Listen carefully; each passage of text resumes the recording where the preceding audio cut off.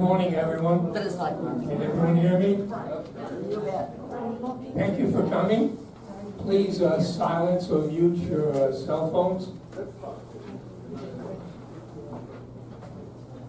And for those who can, please stand for the Pledge of Allegiance. I pledge allegiance to the flag of the United States of America and to the republic for which it stands, one nation, under God, indivisible, with liberty and justice for all. Thank you. I'd like to call the meeting to order and ask our Secretary, Bob Winnery, to do the roll call. Okay, bear with me, it's a little confusing today, but we'll start with President George Kempner. I'm here. Vice President Don Hoffman. Here. Secretary Wayne Schwartz. I mean, Treasurer, I'm the Secretary. I told you. If you want to tell me. So I'm here one way or the other. We just needed to lighten it up a little. Exactly. Okay. And members at large, Beverly Adair, Angela Fick, and Margot Schweifler, who has a cold today, isn't good, feeling good, and reporting for her will be her husband, who's on that committee. And the other one was Pat Niemeyer, and Pat has resigned, as you'll see on the thing, for health reasons. And so, speaking for her today, a member of the committee, I guess, is Ellen Winterbach. Thank you, Bob. We'll go into the approval of last meeting's minutes. Do I have a motion? I so move. Second. Bob, meetings are approved for Okay. minutes of Yes, if there are no objections, we'll approve the meeting. Minutes. Wayne, would you give us the treasurer's report, please?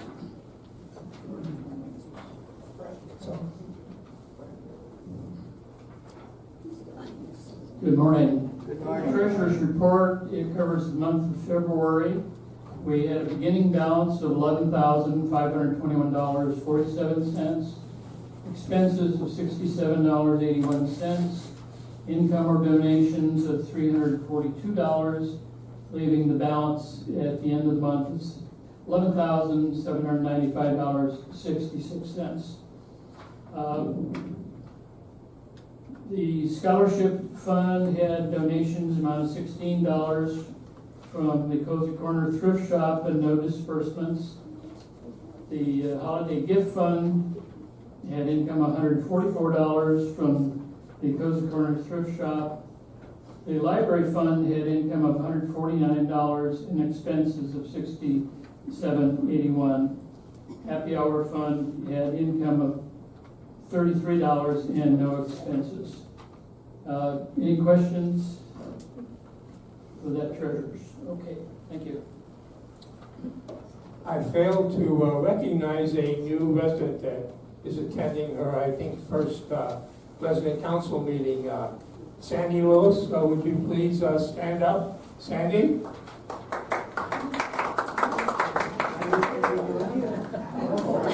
Yeah, that's Sandy Lewis, the one who was standing up. Thank you, Sandy, for coming. And we'd like to have some more of the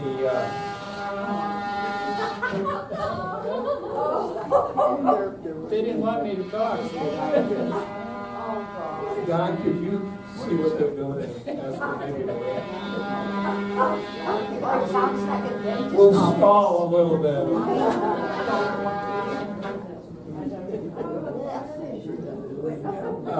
Wayne, would you give us the activities for Cutting comment. I don't think they wanted me to talk anymore. Okay, we're going to cover March activities. We're going to let you know the Oscar-nominated films that are listed on the marquee are still going to be shown through Saturday. We have a concert coming up on Thursday afternoon called the Palm Strings. I believe that's a new one for this location. The Lights Tour, Glow in the Park, is also on the 23rd at the Living Desert. That is a walking tour, so there's no tram available to ride. Parties will leave here at 6:30 p.m. and a sign-up is needed. There is an entrance fee, $27.95, and Vanessa asks that that be paid in advance, apparently online. This Sunday, the 26th, we have an opera, Tosca, which would be 2 p.m. in the Carlotta Theater. Then on the 27th, we have the bucket list travels with the Kempners. Going to visit Paris, Côte d'Azur, the Mediterranean cruise plus Rome and Florence. Dining out this last week is going to be to Waldo's Ristorante. That's a sign up also. If you have a change of mind, be sure to call Vanessa so she can change the reservations. In April, the Firebirds ice hockey game has been rescheduled for April 3rd, which is an evening event. The event is fully booked. However, contact Vanessa if you're really interested in ice hockey so she can schedule future games. We have a concert, which is a new item, scheduled April 11th at 2:30 in the auditorium with Bob Allen. Allen is a well-known entertainer in the Valley, having played at the Lavender Restaurant as well as many of the other senior resident locations. This would be a first for him here, and we're going to schedule it instead of a happy hour for April only. We have established a fundraiser, pancake breakfast, which is raising funds for book purchases for the library. It's been scheduled for April 22nd. It's a Saturday, 8 to 10 a.m. at CC's. We'll have flyers out next in the beginning of April. The Desert X art exhibit. Vanessa has visited the sites and picked those that can be seen from the bus. A sign-up will be needed, and that's going to be scheduled on April 21st. Margot wanted you to remember the art classes have been moved second and fourth Thursdays at 1 p.m. in the Dickinson Lounge. And I hope that's enough. Hope that's enough to keep you busy. Do you have any questions? Question? We went to the Saturday afternoon concert in here, and I don't know what happened, but there was no wine and cheese and that kind of thing. About halfway through the concert, they brought in popcorn. So, is that going to become standard for these concerts? It's a good question. We had planned for the Bob Allen to have wine and cheese. We're going to have to work on that because he had a venue he'd like to have arranged like this, which creates a little bit of a problem. So we'll have to work on that. But we'll mention it to Vanessa at our meeting because that tends to bring people out, right? Not enough people, and it was really well done. He was good. It was wonderful. There are never enough people showing up. Any other questions? Thank you very much. Thank you, Wayne. Look forward to seeing you all at the events. Please, Angela, give us a report on the building and grounds.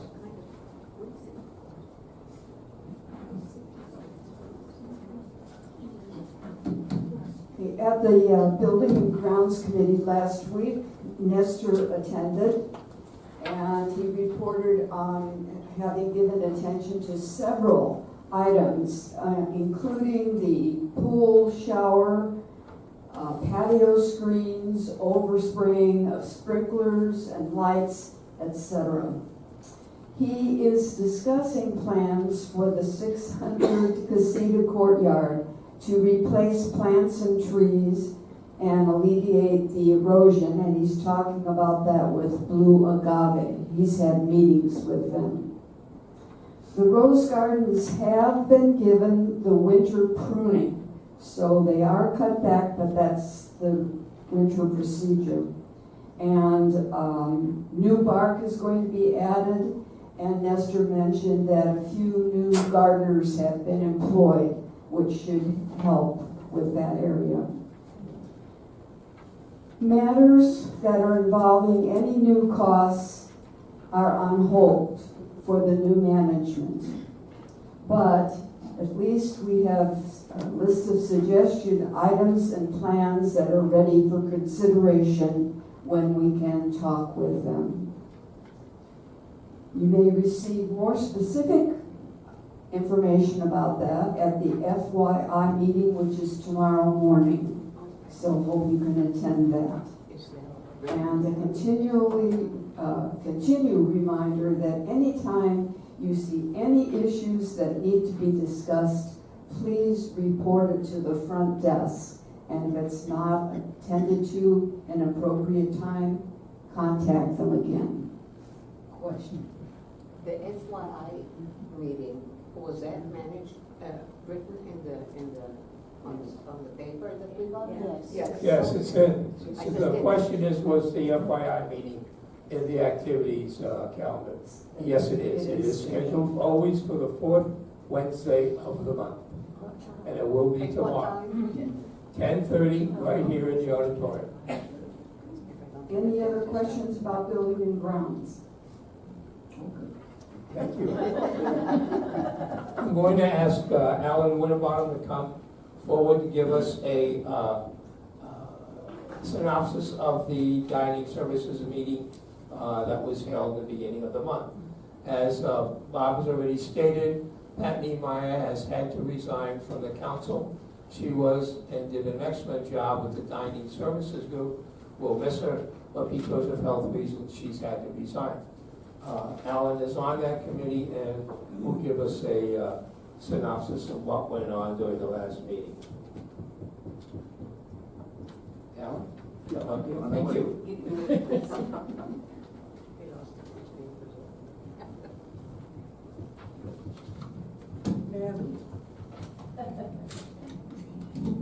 A pleasant good morning to you all. Good morning.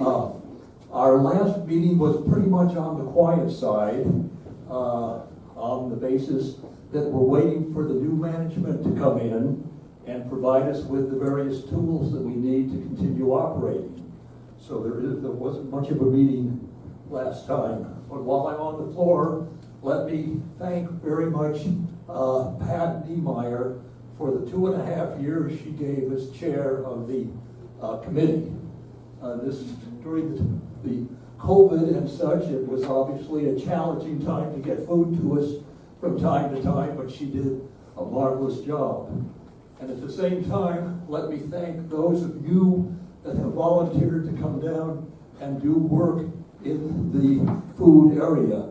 There are a number that come in, and there are a number of jobs that need to be done. So we thank you, and anyone that is interested, please come on down and get to know the folks so that you can get involved. And finally, I'd like to thank Shane Oliver for joining our staff. He has done a marvelous job of organizing things. We're moving along in good fashion, and it's a joy to have him aboard. Thank you. Thank you, Alan. Take that from you. Beverly, would you come up and give us your reports? You want to hold this? You want me to put it back in? I'd rather hold it, I think. Okay.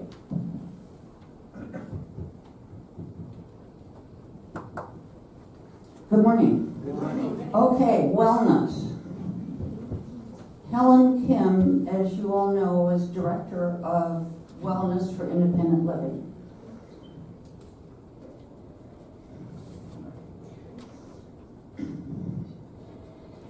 She's particularly concerned about residents who are perhaps inside their units, don't come out, may not be doing very well, but may not have a family member or a friend to advocate for them.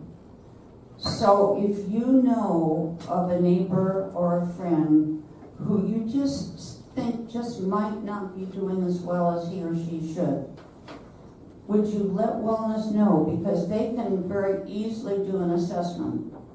and that person could receive a lot of good help that's needed. It's not that you would be nosy, it's that you would be helpful. So she wants us to keep that in mind. Our committee is aware that we have all been without an up-to-date wellness services listing for a long time. We've been asking for such a listing, and it sounds like it should be simple.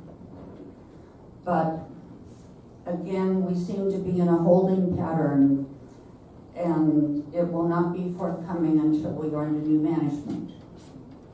I do want you to know, though, that the wellness pages that are in your notebook, the white, or maybe yours isn't white, but the notebook that we all get when we move in, the wellness pages that are referred to in that notebook are at the moment with the state of California, waiting for them to approve the revision.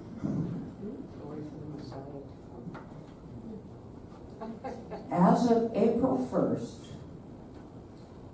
we're no longer using the door placard system. You know, you have the door we all have door placards we put out at 10 o'clock at night and bring in at 10 before 10 in the morning.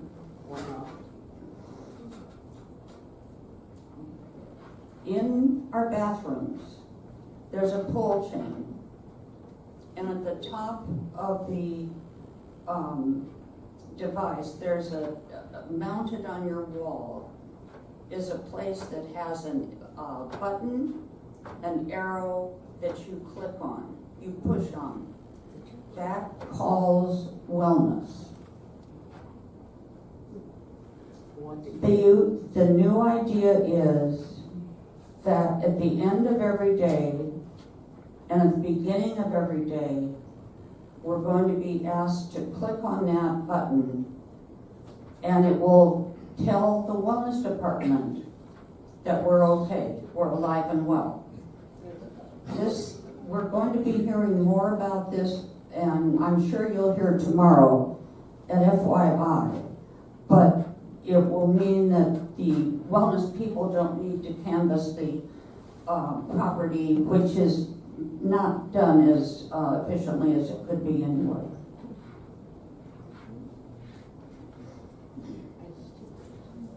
Our committee has made some strides in the now on Wednesdays at the FYI meeting, the wellness director will be represented. So tomorrow, you will have opportunities to ask Helen Kim and the wellness department any questions you want about wellness. I think I might be getting some questions. Cheryl. How do they determine if we push the button and it's because we're going to bed from I fail and I need help? How do they know the You difference? pull the string. Yeah. I think we yank on the string if we need help. We click on the button, but probably Helen can be more specific about this tomorrow. I don't like this thing that says that take in or out, not to be used anymore, because one of the main reasons to be here is to know that somebody will see at night that you're okay, and in the morning we'll take it off if you're not okay. What if I drop dead in the middle of the night?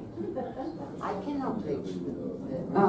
Ruthie's question is regarding the lack of having the door placards on the door, Right. and it's the same progress, only it goes to a computer in the wellness department. In other words, the wellness department monitors a computer, and they will know whether we've all checked in before whatever time they tell us. And so if I don't check in, then they will come and look. This is one of the things my kids are worried. Yes, and just like if your door placard is not out, they are to come and check.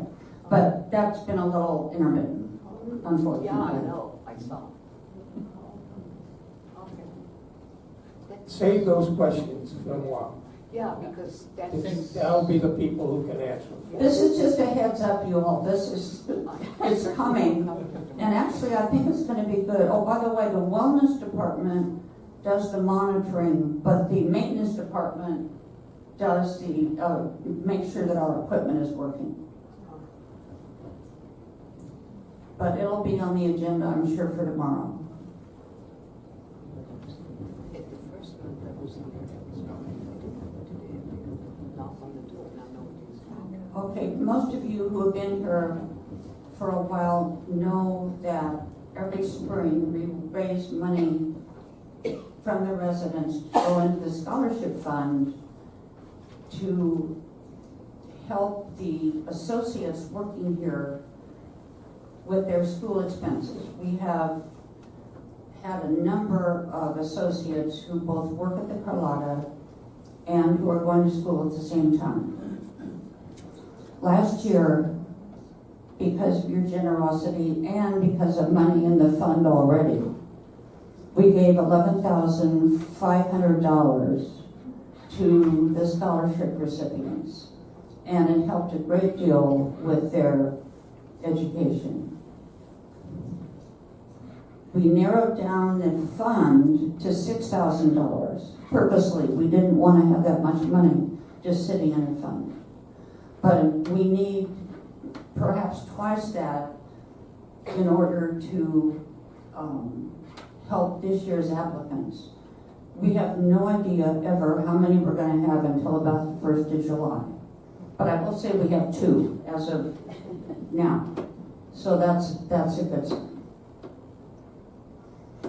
Anyway, this year, if you can, be generous. And I thank you very much. I already have checks coming in, and I'm very grateful. Oh, what does it mean be generous? Can you give me in version?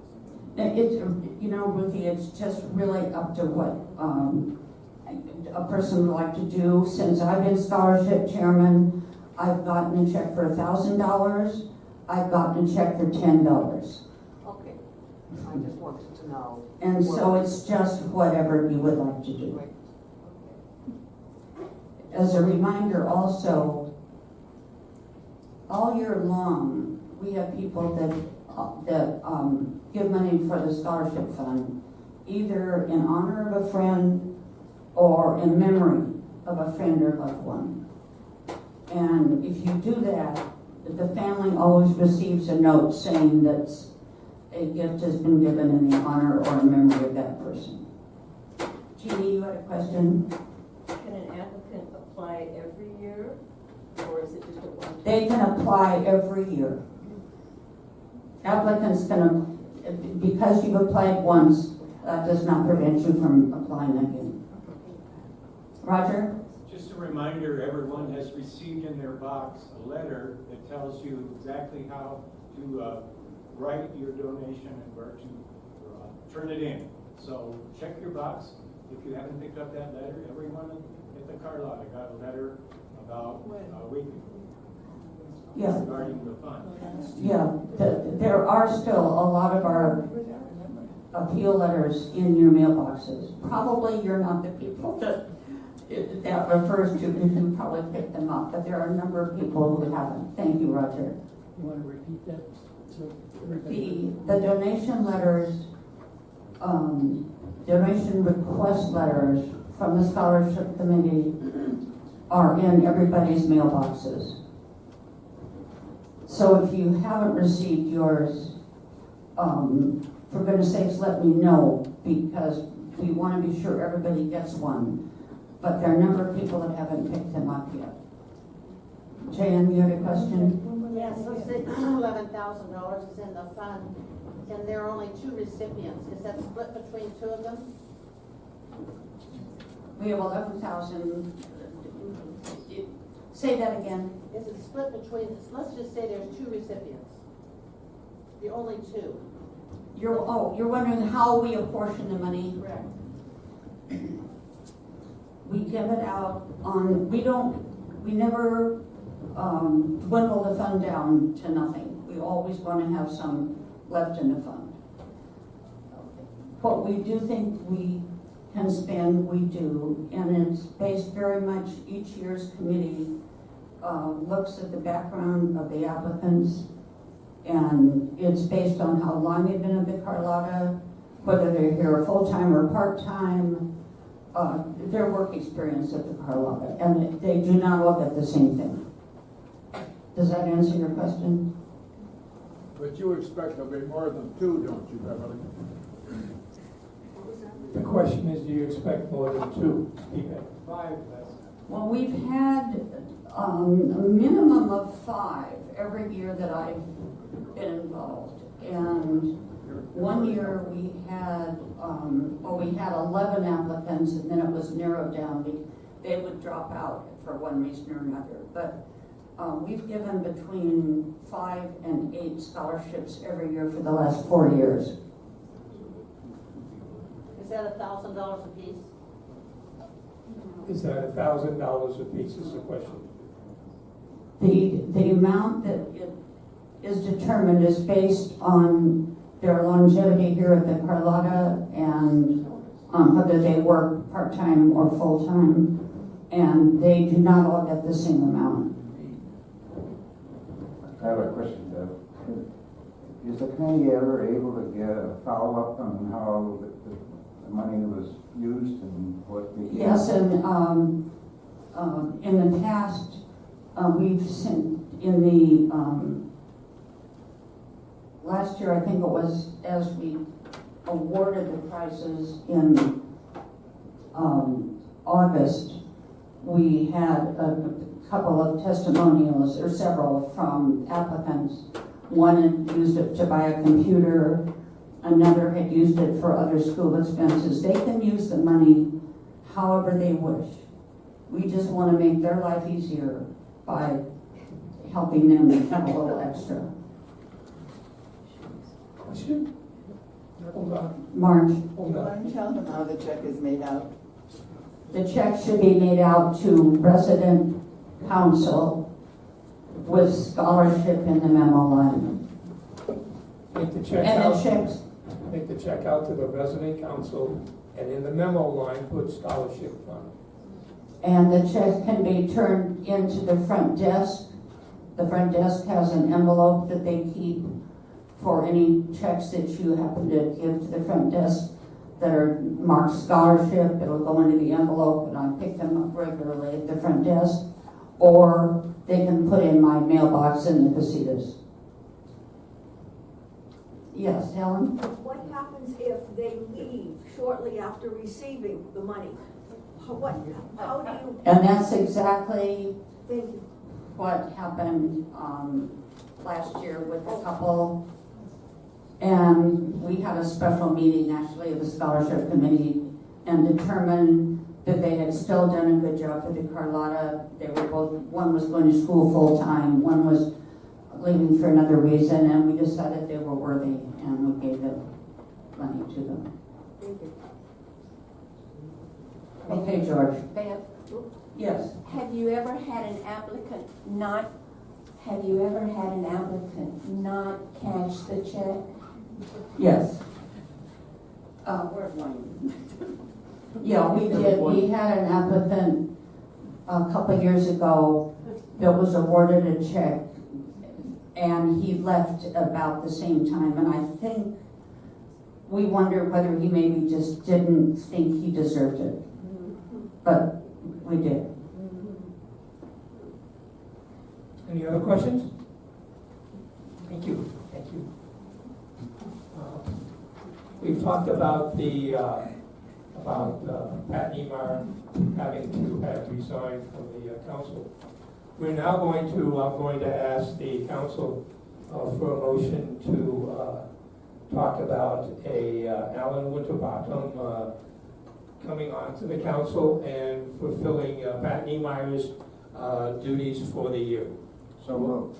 So move, I have moved. Second? It's second. Do we have any discussion on that for Alan joining the council? No discussion, so moved then. Alan, we welcome you to the council. And let's go on to the rest of that. Few other things I'd like to talk about. One is that everyone knows that Ron Elenich is leaving us at the end of the month, March 31st. There will be a going away party, I was told today, on that afternoon, March 31st, Thursday afternoon. It'll be some kind of affair in here. So this coming Thursday, next Thursday, will be the going away party for Ron. A few other things I'd like to talk about.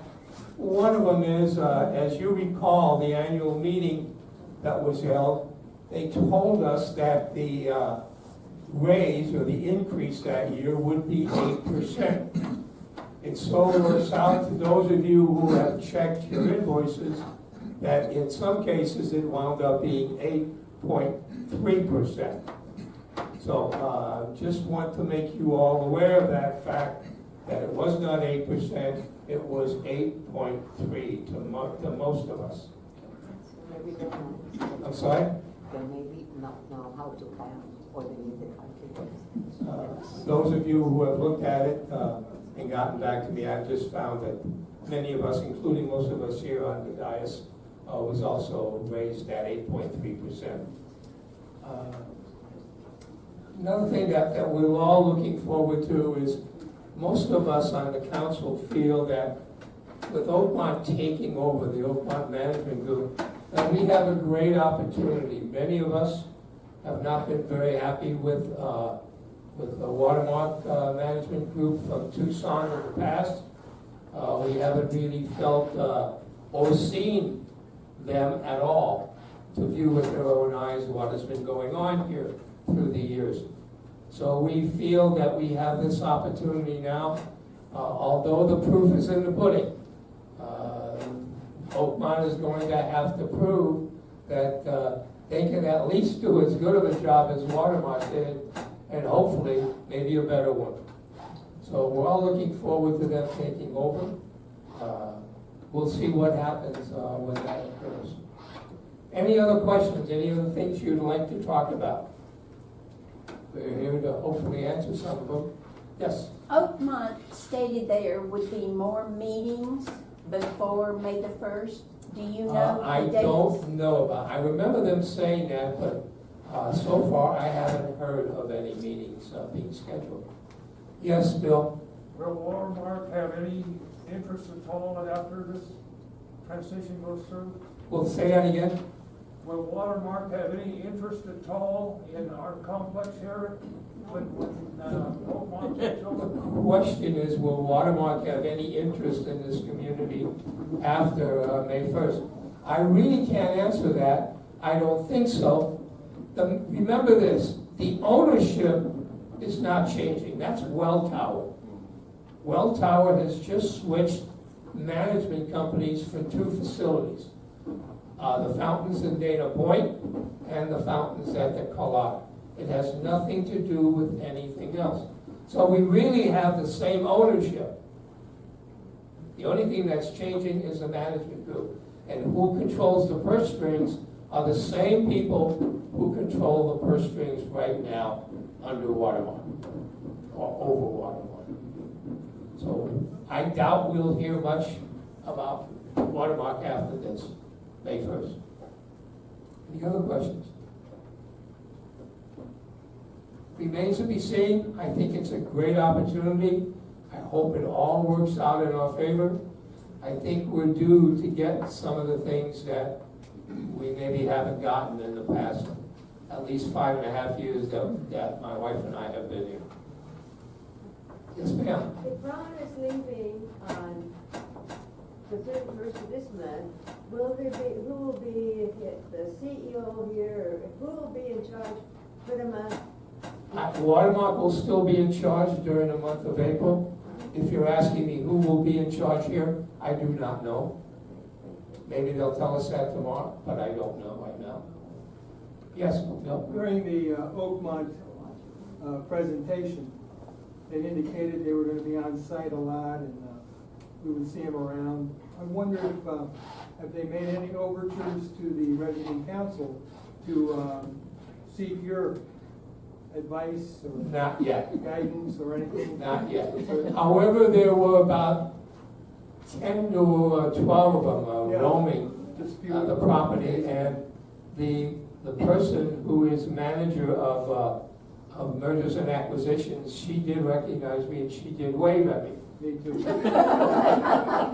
But that doesn't count. That's the first step. It's the first step.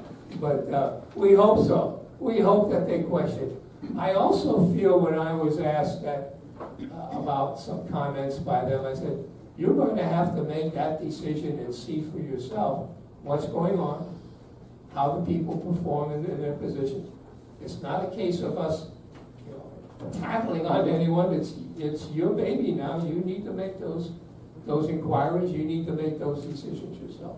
Well, one of the things I learned that was encouraging is that Oakmark has one person in charge of making sure that we live exactly by the California rules. Can't hear you. And We can't hear you. so that those things that we, Can't hear. The mic isn't on. those things that we. No, put it down the amount. Move your mic down.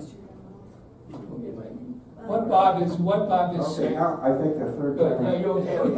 I clicked over there to finally win. That the rules that we're supposed to live by, such as annual meetings and all that, that hasn't been followed, that Oakmark has someone that is in charge just of those kinds of things. They have a lot more people involved in certain aspects than we've had before, so encouraging to me. What Bob has just said is very true. Watermark has had some difficulties in following the state of California statutes. And what Bob said is very true. I was told the same thing, that they have one person in charge of nothing but following the state of California statutes. But that's understandable, since they probably have about 58 or 59 facilities in California. So they would have to be much more knowledgeable than Watermark in Tucson has ever been about the California statutes, some of which have not been followed. Any other questions? Yes? Do we know if that person will be here periodically to make sure that the regulations are being followed? I don't know. I don't know that answer. I can't answer that question because I don't know. We hope so. But again, the proof is going to be in the pudding. Just because they have an individual who that's his or her responsibility, that doesn't mean they're exactly followed by the letter of the statutes either. We hope so. Any other questions? Again, we look forward to it. We'll see what happens. Maybe we'll find out some of your questions more tomorrow at the FYI meeting. But thank you very much for coming and attending today. Have a great day. You too.